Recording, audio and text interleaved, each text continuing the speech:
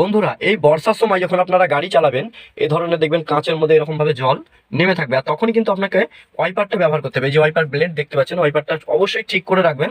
এটা কিন্তু সামনে কাঁচটাকে ক্লিন করার জন্য অবশ্যই প্রয়োজন। যারা নতুন তারা জানে না, এবং যারা পুরাতন তারা অবশ্যই জানে, তাদের জন্য ভিডিওটা নয়। শুধুমাত্র যারা নতুন জানে না হয়তো, তাদের জন্যই শুধুমাত্র ভিডিওটা করা হলো। এবং আর যদি আপনি লং ড্রাইভে যান, তো লং ড্রাইভে যাওয়ার জন্য অবশ্যই ওয়াইপার চালাবেন, কিন্তু কচুর পাতা যদি আপনি পান, কচুর পাতা পেলে কাঁচটার ওপরে একবার এরকম বুলিয়ে দিলে কিন্তু এই যে জলটা দাঁড়িয়ে থাকছে কাঁচের মধ্যে, এই জলটা কিন্তু দাঁড়িয়ে থাকবে না, একদম সোজা নেমে যাবে। হ্যাঁ, বাই চান্স যদি আপনার ওয়াইপার খারাপ হয়ে যায়, তো আপনি অবশ্যই এই ট্রিক্সটাকে অবলম্বন করে সহজেই গাড়িটাকে ড্রাইভিং করতে পারবেন। তবে আমি সাজেস্ট করব সবসময় অল্প স্পিডে গাড়িটাকে ড্রাইভিং করবেন, এবং যখনই চালাবেন এরকম অনবরত যদি রাস্তার মধ্যে বৃষ্টি হয়, অনবরত রাস্তার মধ্যে বৃষ্টি হলে অবশ্যই একটা জিনিস চেষ্টা করবেন, ফোর ইন্ডিকেটরটাকে জ্বালিয়ে রাখবেন এবং সামনের হেডলাইটটাকে জ্বালিয়ে রাখবেন যদি সামনেটা আপনার ক্লিয়ার না থাকে।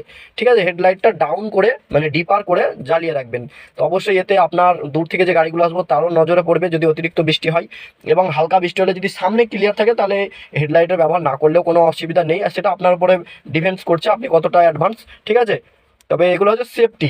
এগুলো যদি আপনি করেন তো অবশ্যই সেফটি হিসাবে আপনি গাড়িটা ড্রাইভিং করতে পারবেন, কোনো রকম অসুবিধা হবে বলে আমার মনে হয় না। আর একটা জিনিস চেষ্টা করবেন, এই যে ডান দিকে লুকিং গ্লাস এবং এই যে বাঁ দিকে লুকিং গ্লাস এবং এই মিডিলে লুকিং গ্লাস, এই তিনটে লুকিং গ্লাস আপনি অবশ্যই ঠিক অ্যাডজাস্ট করে রাখবেন।